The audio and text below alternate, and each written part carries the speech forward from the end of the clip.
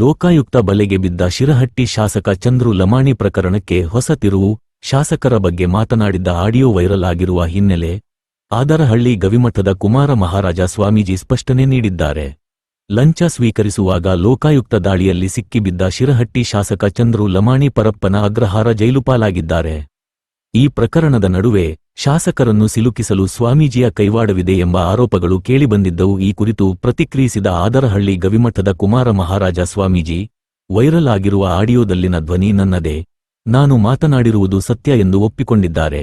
ಸ್ವಾಮೀಜಿ ಮಾತನಾಡಿ ಬೇಕಿದ್ದರೆ ಆಡಿಯೋ ಬಗ್ಗೆ ತನಿಖೆ ನಡೆಸಲಿ. ಶಾಸಕರು ನನ್ನನ್ನು ಗ್ರಾಮದಿಂದ ಓಡಿಸಲು ಸಂಚು ರೂಪಿಸಿದ್ದರು. 20 ಲಕ್ಷ ರೂಪಾಯಿ ಖರ್ಚು ಮಾಡಿ ಮಠದಿಂದ ಹೊರಹಾಕಲು ಪ್ಲಾನ್ ಮಾಡಿದ್ದರು. ಇಡೀ ಕ್ಷೇತ್ರದಲ್ಲಿ ಶಾಸಕರ ಬಗ್ಗೆ ಒಳ್ಳೆಯ ಅಭಿಪ್ರಾಯ ಇಲ್ಲ ಎಂದು ಕಿಡಿಕಾರಿದ್ದಾರೆ. ಒಟ್ಟಿನಲ್ಲಿ ಶಾಸಕರ ಲಂಚ ಪ್ರಕರಣದ ನಡುವೆ ವೈರಲ್ ಆಡಿಯೋ ಹೊಸ ಚರ್ಚೆಗೆ ಕಾರಣವಾಗಿದ್ದು, ರಾಜಕೀಯ ವಲಯದಲ್ಲಿ ತೀವ್ರ ಕುತೂಹಲ ಮೂಡಿಸಿದೆ. ವೀರೇಶ ಗುಗ್ಗರಿ, ಪವರ್ ಟೈಮ್ಸ್ ನ್ಯೂಸ್, ಶಿರಹಟ್ಟಿ. ಒಳ ಮೀಸಲಾತಿ ಹೋರಾಟಕ್ಕೆ ನಾನು ಬಿಜೆಪಿಗೆ ವಿರೋಧ ಮಾಡಿದ್ದೆ. ಅವಾಗ ಬಿಜೆಪಿಗೆ ವಿರೋಧ ಮಾಡಿದಾಗ ಕಾಂಗ್ರೆಸ್ಗೆ ಫಸ್ಟ್ ವಿರೋಧ ಮಾಡಿದ್ವಿ, ಆನಂತರ ಬಿಜೆಪಿಗೆ ವಿರೋಧ ಮಾಡಿದ್ವಿ ಒಳ ಮೀಸಲಾತಿ ವಿಚಾರವಾಗಿ.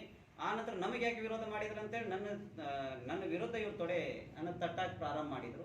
ಅಲ್ಲಿಂದ ಅವರು ಇರ್ತಕ್ಕಂಥ ಗುಂಡಾವರ್ತನೆಯನ್ನು ಅವ್ರ ಹುಡುಗರನ್ನು ಕಳಿಸೋದು, ಅವ್ರ ಹುಡುಗರನ್ನ ದೌರ್ಜನ್ಯ ಮಾಡಕ್ಕಂಥದ್ದು, ಇವೆಲ್ಲವನ್ನ ಪ್ರಾರಂಭ ಮಾಡಿಸಿದ್ರು. ನಮ್ಮೂರವರು ಈಗ ಅವರು ಕೂಡ ಬರ್ತಾ ಇದ್ದಾರೆ. 10 ಲಕ್ಷ ರೂಪಾಯಿಯನ್ನ ಕೊಡ್ತೀವಿ, ನಾವು ಏನೇನು ಖರ್ಚು ಮಾಡಿದ್ದಾರೆ ಅಂತೇಳಿ 20 ಲಕ್ಷ ನಮಗಲ್ಲೇ ಎಲ್ಲರೂ ಹಿರಿಯರು ಕುಂತು 20 ಲಕ್ಷ ಕೊಟ್ಟು ಬಿಡ್ತೇವೆ ಸ್ವಾಮಿಗಳು, ನೀವು ಮಠ ಬಿಟ್ಟು ಹೊರಗೆ ಹೋಗ್ಬೇಕು ಅಂತೇಳಿ ನಾನು 2 ದಿನಗಳ ಕಾಲ ಮೀಟಿಂಗ್ ಆಗಿದೆ. ಆ ಮೀಟಿಂಗಲ್ಲಿ ನಮ್ಮ ಅಧಿಕಾರಿಗಳು ಅದಾರ ಮತ್ತು ಒಳ್ಳೆ ಹಿರಿಯರು ಅದಾರ ಮತ್ತು ಅದಕ್ಕೆ ಎಲ್ಲ ಸಮಾಜದ ಹಿರಿಯರು ಕೂಡ ಆ ಮೀಟಿಂಗಲ್ಲಿ ಇದ್ರು. ಅದೇನೋ ಗವಿಸಿದ್ದಪ್ಪನ ಆಶೀರ್ವಾದನೋ ಏನೋ ಗೊತ್ತಿಲ್ಲ, ಸಂತ ಸೇವಾಲಾಲ್ ಮಹಾರಾಜರ ಆಶೀರ್ವಾದನೋ ಗೊತ್ತಿಲ್ಲ, ಊರವರೆಲ್ಲರೂ ಗಟ್ಟಿಯಾಗಿ ನನ್ನ ಜೊತೆ ಮತ್ತೆ ನಮ್ಮ ಅಜ್ಜಾರ ಬೇಕಂತೇಳಿ ಆ ಮಠಕ್ಕೆ ಎಷ್ಟು ಸ್ವಾಮಿಗಳು ಬಂದ್ರು ಉಳಿದಿಲ್ಲ, ನಾನು ಒಬ್ಬರೇ ಉಳಿದಿದ್ದಲ್ಲಿ. ಆ ಮಠಕ್ಕೆ ನಾವು ಬಂದ ನಂತರ ಅಭಿವೃದ್ಧಿ ಕೆಲಸಗಳನ್ನ ಮಾಡ್ಕೊಂತ ಬಂದಿದ್ದೆ, ಮುಂದೂ ಕೂಡ ಮಾಡ್ತೇನೆ. ಊರನವರು ಮತ್ತು ಇದನ್ನ ಫಸ್ಟ್ ನನ್ನ ಹತ್ರ ಮಾತಾಡಿದ್ದು ಊರನವರೇ ಕೊಡ್ತೀನಿ ಅಂತೇಳಿ. ಆದ್ರೆ ನಮ್ಮವರಿಗೆ ನಾ ಕೊಡ್ತೀನಿ, ಅವ್ರನ್ನ ಬಿಟ್ಟು ಕಳಿಸ್ರಿ ಅಂತೇಳಿ ಹೇಳಿದ್ದೇ ಶಾಸಕರು. ನಮ್ಮ ಊರನವರಿಗೆ ಹಿರಿಯರು ಅದಾರ ಬರ್ತಾರೆ, ಅದು ನನಗೆ ಗೊತ್ತಿಲ್ರಿ, ಅವ್ರಿಗೆ ಕೇಳಬೇಕು. ಅವ್ರು ಬಂದ ನಂತರ ಸ್ಪಷ್ಟನೆಯನ್ನ ತಿಳಿಸಿದ್ದಾರೆ.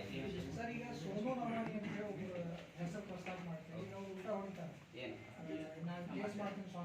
ಮಾಡ್ಲಿ, ಅವರು ಮುಕ್ತವಾಗಿ ನಾನು ಅವ್ರಿಗೆ ಅವಕಾಶ ಕೊಡ್ತೀನಿ. ಅವ್ರು ನನ್ನ ಹತ್ರ ಮಾತಾಡಿದ್ದು ರೆಕಾರ್ಡ್ ಅದವರು ನನ್ನ ಹತ್ರ ಮಾತಾಡಿದ್ದು, ಶಾಸಕರು ತಪ್ಪು ಮಾಡಿಬಿಟ್ಟಿದ್ದಾರೆ, ನಿಮ್ ಹೆಸರು ಹಾಕ್ಲಾರ್ದು ತಪ್ಪು ಮಾಡಿದ್ದಾರೆ, ಸಮಾಜಕ್ಕೆ ಅವರು 1-2-3 ಮಂದಿ ಹೇಳಿದಕ್ಕೆ ಶಾಸಕರು ನೀವು ಅದ್ರ ಬಗ್ಗೆ ಮಾತಾಡಿಲ್ಲ. ಸೋನು ಲಮಾಣಿ ಅವರು ಒಬ್ಬರು ಟ್ರ್ಯಾಪ್ ಮಾಡ್ತಾರ, ರವೀಂದ್ರ ಪಪ್ಪಿ ಒಬ್ಬರ ಶಾಸಕರನ್ನ ಟ್ರ್ಯಾಪ್ ಮಾಡಾರ. ಆ ರೆಕಾರ್ಡ್ ಏನಾದ್ರು ಐತಾ? ನನ್ನ ಕಡೆ ಇಲ್ಲ. ನನಗೆ ಅವರು ಫೋನ್ ದೂರವಾಣಿ ಮುಖಾಂತರ ಮಾತಾಡಿದ್ರು. ಅಲ್ಲ ವಾಟ್ಸಪ್ ಕಾಲ್ ಮಾಡಿದ್ರು ಅವರು. ನಿಮ್ ಗಮನದಲ್ಲಿ ವಾಟ್ಸಪ್ ಕಾಲ್ ನನ್ನ ಹತ್ರ ಅದು ಪೂರ್ಣ ಇದೆ. ಅವ್ರು ಎಷ್ಟೊತ್ತಿಗೆ ಮಾತಾಡಿದಾರೆ, ಏನ್ ಮಾತಾಡಿದಾರೆ ಅಂತೇಳಿ ನನ್ನ ಕಡೆ ಇದೆ. ಅದನ್ನ ವಾಟ್ಸಪ್ ಕಾಲ್ ಅನ್ನ ಮಾತಾಡಿದ್ರು ಅವರು ನನ್ನ ಜೊತೆ ಚರ್ಚೆಯನ್ನ ಮಾಡಿದಾಗ ನಾನು ಅದರ ಸ್ಪಷ್ಟನೆಯನ್ನು ಕೊಟ್ಟಿದ್ದೇನೆ. ಮತ್ತೆ ಅದರ ಪರವಾಗಿ ಏನ್ ಮಾತಾಡಿದಾರ ಆ ರೆಕಾರ್ಡ್ ಕೂಡ ನನ್ನ ಕಡೆ ಇದೆ, ಏನ್ ತೊಂದರೆ ಇಲ್ಲ. ಅವ್ರು ಏನು ಮಹಾರಾಷ್ಟ್ರ ಮುಖ್ಯದ ಮೇಲೆ ಹಾಕ್ತಾರೋ, ಅವ್ರು ಹಾಕ್ತಾರೋ ನಾ ಹಾಕ್ತೇನೆ ಮುಂದಿನ ದಿನಮಾನದಲ್ಲಿ, ನಾನು ಅದನ್ನ ಎದುರಿಸ್ತೇನೆ. ಅವ್ರು ಹಾಕಿದ್ರೆ ಇನ್ನೂ ಬಹಳ ಚಲೋ ಆಗ್ತದೆ, ನನಗೂ ಕೂಡ ದಾರಿ ಆಗ್ತದೆ.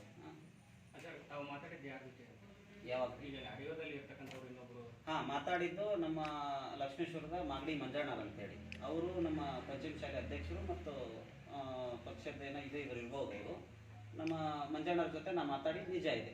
ಈಗ ನಿಮ್ಮ ಟೀಮು ಬೇರೆ ಇತ್ತು, ಲೋಕಾಯುಕ್ತ ಟೀಮ್ ಅಲ್ಲ, ನೀವು ಬೇರೆ ಕರ್ಸೋದು ಅಲ್ರಿ. ನನ್ನ ಟೀಮ್ ಅನ್ನೋದಕ್ಕಾರ ಏನಿತ್ರಿ, ಶಾಸಕರು ಈ ತರ ಮಾಡ್ತಾ ಇದ್ದಾರೆ. ಶಾಸಕರು ನೋಡ್ರಿ, ಪ್ರತಿ ಒಂದನ್ನ ನೋಡ್ರಿ. ಇವಾಗ ಮಾಡಿದ್ದು ಹೇಳ್ತೇವೆ, ಒಂದು ಟೀಮ್ ಐತಿ, ಇಲ್ಲ ನಾನು ನಿಮ್ ಗಮನದಲ್ಲಿರ್ಲಿ.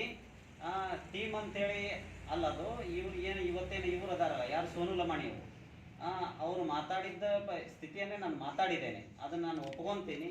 ಮತ್ತು ಅವ್ರು ಮಾಡ್ತಕ್ಕಂಥ ನೀವು ಒಪ್ಕೊಂಡಿದ್ದಕ್ಕೆ ಈ ಪ್ರಶ್ನೆ ಬರೋದು, ಹೌದು, ಯಾವ ಟೀಮ್ ಅದು, ನೀವು ಯಾರನ್ನ ಕರ್ಸೋಗಿದ್ರಿ? ರೊಕ್ಕ ಕೊಟ್ಟು ಒಬ್ರು ಕೆಲಸ ಬೇಕಂತ ಬರ್ತಾರ, ರೊಕ್ಕ ಕೊಡ್ತಾರ, ಶಾಸಕರಿಗೆ ಸಿಗಿಸ್ತಾರ ಅಂತ ಹೇಳ್ತಾರೆ. ಅವ್ರು ರೊಕ್ಕ ತಗೊಂಡಿದ್ದು ಉದಾಹರಣೆಗಳು ಬಹಳಷ್ಟು ಇದಾವಲ್ರಿ.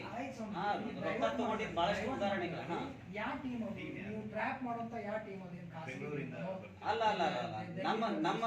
ನಮ್ಮ ಭಕ್ತರಲ್ಲೇ ಕೆಲಸವನ್ನ ಮಾಡ್ತೀನಿ ಅಂತೇಳಿ ನಮ್ಮ ಮಠದ ವ್ಯಾಪ್ತಿಯಲ್ಲಿ ಇರ್ತಕ್ಕಂಥ ಕೆಲಸಗಳಲ್ಲೇ ದುಡ್ಡು ತಗೊಂಡಿದ್ದು ಉದಾಹರಣೆಗಳದವು. ಅವನು ಕೂಡ ನಾ ಕೊಡ್ತೇನೆ. ಮತ್ತು ಅವ್ರ ಸಂಬಂಧಿಕರ ಕಾಂಟ್ರಾಕ್ಟರ್ ಕೊಟ್ಟು ಅದನ್ನ 3-4 ಕೋಟಿ ಕೆಲಸವನ್ನು ಕೊಟ್ಟಿದ್ದಾರೆ. ಅವರು ಸ್ವಂತ ಅಕ್ಕನಿಗೆ ತಂಗಿಗೆ ಅವರು ಸಂಬಂಧಿಕರಿಗೆ ಕೆಲಸವನ್ನು ಕೊಟ್ಟಿದ್ದ ಉದಾಹರಣೆಗಳದು. ಈಗ ಅವ್ರನ್ನ ಕರೆಸಿ ನೀವು ಟ್ರ್ಯಾಪ್ ಮಾಡ್ಸೋದು. ಅವ್ರನ್ನ ಕರೆಸಲ್ಲ, ನಮ್ಮ ಭಕ್ತರಿದಾರಲ್ರಿ, ಭಕ್ತರ ಜೊತೆಗೆ ನಾನು ಅದನ್ನ ಮಾತಾಡ್ತೀನಿ ಅಂತೇಳಿ ಹೇಳಿದ್ ನಾನು ನಿಜ ಐತೆ ಅದನ್ನ. ಯಾಕಂದ್ರೆ ನನ್ಗೆ ಕೊಟ್ಟಿದ್ದು ಒತ್ತಡ ಇದೆ ಅಲ್ಲ, ನನಗೆ ಯಾವ ತರ ಮಾನಸಿಕ ಹಿಂಸೆಗೆ ತಂದಿದ್ದಾರೆ ಅಂತೇಳಿ ನನ್ನ ಕಡೆ ಡಾಕ್ಟರ್ ರಿಪೋರ್ಟು ಕೂಡ ಇದೆ. ಅದನ್ನು ಕೂಡ ನಾನು ಓದಿಸ್ತೀನಿ. ಯಾವ ರೀತಿ ಟ್ರ್ಯಾಪ್ ಯಾವ ರೀತಿ ಮಾಡ್ಬೋದು ಅಂತ ಮಾಡಿದ್ರಿ? ಅಲ್ಲ, ನಾನು ಟ್ರ್ಯಾಪಿಂಗ್ ಬಗ್ಗೆ ಮಾತಾಡಿಲ್ಲಲ್ರಿ. ನೋಡ್ರಿ, ನಾನು ಮಾತಾಡಿದ ಈಗಲೂ ಏನೋ ನೋಟ್ ಕೊಡ್ತಾರ ಅಲ್ಲ, ಪ್ರತಿಯೊಂದನ್ನ ನಾನು ಹೇಳಿದ್ದೀನಿ. ಆದ್ರೆ ಇಡೀ ವಿಷಯಗಳನ್ನ ನಾ ಇಡಿಯೋದಲ್ಲಿ ಮಾತಾಡಿದ್ದೇನೆ. ಏನಂತ ಮಾತಾಡಿದೆ, ಇಡೀ ವಿಷಯದ ಬಗ್ಗೆ ಹಿಂಗಿಂಗ್ ಇದಾವಂತ ಅದನ್ನ ಪರಿಪೂರ್ಣವಾಗಿ ನಾನು ತಗೊಂಡು ಅದನ್ನ ಎಲ್ಲೆಲ್ಲಿ ಇದು ಮಾಡ್ತಾ ಇದ್ದಾನ ಅದನ್ನ ಸರಿ ಮಾಡನ್ರಿ. ಅದು ಅಲ್ಲಿತ್ರ ಅದನ್ನ ಇಡ್ಸಂತ ಕೆಲಸ ಕಾನೂನುಬದ್ಧವಾಗಿ ಅದನ್ನ ಸುಮ್ಮನೆ ತಗೊಂತಾರ, ದುಡ್ಡು ಸುಮ್ಮನೆ ತಗೊಂತಾರೇನ್ರಿ? ಹಂಗಿದ್ದಾಗ ಮನುಷ್ಯ ಪ್ರತಿಯೊಂದನ್ನು ನೋಡ್ರಿ ನೀವು ಇಡುವೆ ಮುಖಾಂತರ. ನಾನು ಅದ್ರಾಗ ಈಗಲೂ ಹೇಳ್ತೀನಿ, ಮುಂದೆ ಹೇಳ್ತೀನಿ. ನಾನು ಈಗಲೂ ಕೂಡ ಶಾಸಕರ ವಿರೋಧನಾದೀನಿ, ಮುಂದೂ ಕೂಡ ವಿರೋಧನ ಇರ್ತೀನಿ. ನಾನು ಯಾವತ್ತೂ ರಾಜಿ ಆಗಂತ ಸ್ಥಿತಿ ಒಳಗಿಲ್ಲ. ನಾನು ಕೊಟ್ಟಿರ್ತಕ್ಕಂಥ ನೋವಿಗೆ ಈಗ ಸೋನು ಲಮಾಣಿ ಮತ್ತು ನೀವು ಎಷ್ಟು ದಿನದ ಸಂಪರ್ಕ ಇದೆ? ಯಾವ ರೀತಿ ಸಂಪರ್ಕ ಇದೆ? ಬಹುಶಃ ನನಗೆ ಅವ್ರು ಕಾಂಟ್ಯಾಕ್ಟೇ ಇಲ್ರಿ, ಸೋನು ಲಮಾಣಿ ಅವರು. ನನಗೆ ಎಲ್ಲಿಂದ ಕಾಂಟ್ಯಾಕ್ಟ್ ಆದ್ರೆ ಒಂದು 8 ತಿಂಗಳಿಂದ ಕಾಂಟ್ಯಾಕ್ಟ್ ಆದ್ರೆ. ನಾನು ಬೊಮ್ಮನಹಳ್ಳಿ ಮಠಕ್ಕೆ ಉತ್ತರಾಧಿಕಾರಿ ಆದೆ. ಉತ್ತರಾಧಿಕಾರಿ ಆದ ತದನಂತರ ನಮ್ಮ ಹಿರಿಯರು ಬಂದಿದ್ದಾರೆ ಇಲ್ಲೇ. ಅಲ್ಲಿಂದ ನಾನು ಉತ್ತರಾಧಿಕಾರಿ ಆದ ನಂತರ ಆ ಮಠದಲ್ಲಿ ನಾನು ಭೇಟಿ ಆದರು. ಭೇಟಿ ಆದ ನಂತರ ನಮ್ಮವ್ರ ಮಾತುಕತೆ ನಡ್ಕೊಂತ ಹೋದ್ರು. ಆದ್ರೆ ಅವ್ರ ಜೊತೆ ಬಂದಿದ್ದಾರೆ ಅಂತ ನನಗೆ ಗೊತ್ತಿಲ್ಲ. ನನ್ನ ಜೊತೆ ಚೆನ್ನಾಗಿ ಮಾತಾಡ್ಕೊಂತ ಬಂದಿದ್ರು. ಮತ್ತು ನಾನು ಬೆಂಗಳೂರಿಗೆ ಕರ್ಕೊಂಡು ಹೋಗ್ತೀನಿ ಜರ, ನೀವು ಹೆಂಗಾರ ಮಾಡಿ ರಾಜಿ ಆಗ್ಬೇಕು ಶಾಸಕರ ಜೊತೆ ಅಂತ ಇದು ಆಮಿಷಗಳನ್ನು ಕೊಟ್ಟರು. ಮತ್ತು ಅವರು ಶಾಸಕರೇ ನಾವು ಸೋನು ಲಮಾಣಿ ಹತ್ರ ಹೇಳಿದಾರಂತೆ, 20 ಲಕ್ಷ ಕೊಡ್ತೀನಿ, ಸ್ವಾಮಿಗಳಿಗೆ ಏನು ಬೇಕು ಅನ್ನೋದಾನ ಎಲ್ಲ ಹಾಕಿ ಕೊಡ್ತೀನಿ, ಸ್ವಾಮಿಗಳು ಸುಮ್ಮನೆ ಇರಾಕ್ ಹಚ್ಚ್ರಿ ಅಂತೇಳಿ. ನಾ ಯಾಕೆ ಸುಮ್ಮನೆ ಇರಬೇಕು ಅಂತೇಳಿ ಅದನ್ನು ಕೂಡ ವಾದ ಮಾಡಿದ್ದೀನಿ. ವಾದ ಮಾಡಿದ ಪ್ರತಿಯೊಂದು ಕೂಡ ನನ್ನ ಹತ್ರ ಇದಾವು, ಅದನ್ನ ಇಟ್ಕೊಂಡಿದ್ದೀನಿ. ಅದನ್ನು ಕೂಡ ತಮ್ಮ ಪತ್ರಿಕಾ ಮಿತ್ರ ಹತ್ರ ಕೊಡ್ಲಿಕ್ಕೆ ನಾ ಇಚ್ಛಾ ಪಡ್ತೀನಿ. ಸ್ವಾಮೀಜಿ ಆದಂಥವ್ರು, ಧರ್ಮಗುರುಗಳಾದಂಥವ್ರು ಕ್ಯಾಶಿನಕ್ಕೆ ಹೋಗ್ತಾರೆ, ಗೋವಾಕ್ಕೆ ಹೋಗ್ತಾರೆ, ಬೀಚ್ ಒಳಗೆಲ್ಲ ಓಡಾಡ್ತಾರೆ ಅಂತ ಈ ಥರದ್ದೆಲ್ಲ ಅಂತವಿದ್ರು ಕೊಡ್ರಲ್ರಿ. ನೋಡ್ರಿ, ನಮ್ಮ ಆರ್ಗಳಿರ್ತಕ್ಕಂಥ 90% ಜನ ಪ್ರತಿಯೊಬ್ಬರು ಗೋವಾದಲ್ಲೇ ಇದ್ದಾರೆ, ನೆನಪಿರ್ಲಿ. ನಮ್ಮ ಆದರಳಿರ್ತಕ್ಕಂಥ 90% ಜನ ಗೋವಾದಲ್ಲೇ ಇದ್ದಾರೆ, ಸ್ಪಷ್ಟನೆ ನಿಮ್ಗೆ ಗೊತ್ತಿರಲಿ. ಯಾಕೆ ಈ ಮಾತನ್ನು ಹೇಳ್ತೀನಿ, ಪ್ರತಿಯೊಬ್ಬರು ದುಡ್ಲಿಕ್ಕೆ ಹೋಗ್ತಾರೆ. ನಾ ಪ್ರತಿ 15ನೇ ತಾರೀಕು 16ನೇ ತಾರೀಕು ಬಿಟ್ಟರೆ ಸೇವಾಲಾಲ್ ಜಯಂತಿ ಗೋವಾದಲ್ಲೇ ಇರ್ತೀನಿ, ಅದು ಸ್ಪಷ್ಟತೆ ನಿಮ್ಗೆ ಗೊತ್ತಿರಲಿ.